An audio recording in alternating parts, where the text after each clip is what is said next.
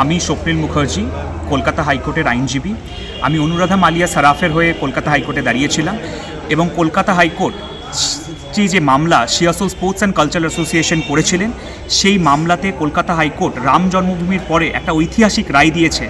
সেটা হচ্ছে যে এই যে জমি গোলবাগানের, সেই জমিটা সম্পূর্ণভাবে শ্রী শ্রী দামোদরচন্দ্র জিউ, এবং এই দামোদরচন্দ্র জিউ সম্পত্তিতে কোনোভাবেই সেবায়েতদের পারমিশন ছাড়া কোনো প্রোগ্রামের আয়োজন কেউ করতে পারবেন না।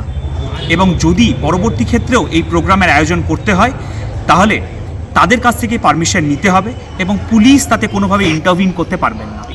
এই পরিস্থিতিটা এই কারণে হয়েছিল, সিয়াসল গোলবাগান হচ্ছে শ্রী শ্রী দামোদরচন্দ্রের জিউ সম্পত্তি, যেটা 1928-এ মালিয়া পরিবার একটা অর্পণনামা ডিডে সেটাকে দিয়ে দেন এবং সেটা RS রেকর্ড অফ রাইটস এবং LR রেকর্ড অফ রাইটসেও দামোদরচন্দ্র জিউর নামেই রেকর্ড হয়। কিন্তু বক্তব্য হচ্ছে সিয়াসল স্পোর্টস অ্যান্ড কালচারাল অ্যাসোসিয়েশনের 1976 থেকে তাদের এই সম্পত্তিতে তারা বসে আছে এবং তাদের এই সম্পত্তি হয়ে গেছে, কিন্তু কোর্টের সামনে তারা কোনোই ডকুমেন্ট সেরকম দেখাতে পারেননি মহামান্য বিচারপতিকে যে 1976 থেকে তারা বসে আছে।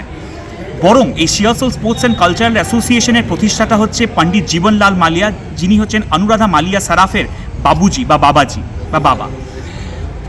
ওনার কিছু ডকুমেন্টস আমি দেখে জানতে পারি যে বরঞ্চ সিয়াসল স্পোর্টস অ্যান্ড কালচারাল অ্যাসোসিয়েশন উনি যখন বানিয়েছিলেন এবং তার পরবর্তী ক্ষেত্রে উনি বলেছিলেন 10,000 টাকা করে প্রতি মাসে শ্রী শ্রী দামোদরচন্দ্র জিউর যে দানপেটি আছে সেখানে দেওয়ার জন্য এবং রিসিভ নেওয়ার জন্য, বরং তারা সেই টাকাও কোনোভাবে দেননি এবং সেই কারণে একটা নোটিং ডোনেশনের জন্য BLR রেকর্ড অফ রাইটসেও আছে, কিন্তু তারা সেই কোনো টাকাও দেননি। আজকে হয়তো বকেয়া প্রায় আপনার 50 থেকে 60 লক্ষ টাকা তাদের কাছ থেকে বকেয়া আছে এবং কলকাতা হাইকোর্ট এটা স্পষ্টভাবে জানিয়ে দিয়েছেন যে এই শ্রী শ্রী এই অর্ডারের ভিত্তিতে যে এই সম্পত্তি শুধুমাত্র শ্রী শ্রী দামোদরচন্দ্র জিউর এবং কোনোভাবেই এই ঠাকুরের সম্পত্তিতে, এই দেবোত্তর সম্পত্তিতে সেবায়েতদের অনুমতি ছাড়া, যারা এই সম্পত্তিতে নিত্য সেবা করে যাচ্ছে তাদের অনুমতি ছাড়া এই সম্পত্তি অন্য কাউকে দেওয়া যাবে না বা কোনো প্রোগ্রাম করবার জন্য পারমিশন দেওয়া যাবে না।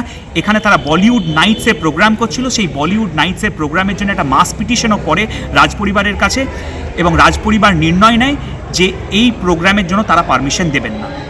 স্বাদ আর কফির জাদুর একমাত্র ঠিকানা জেন হেভেন ব্রিউ ক্যাফে। থাকছে murgh musallam, chicken leg kebab, আরো অনেক চিকেন ভ্যারাইটি, আর পনির প্রেমীদের জন্য পনির মালাই কাবাব, পনির টিক্কা, পনির কড়াই সহ অসাধারণ সব পদ। সাথে আছে আমাদের স্পেশাল রোস্টেড বিনস কফি।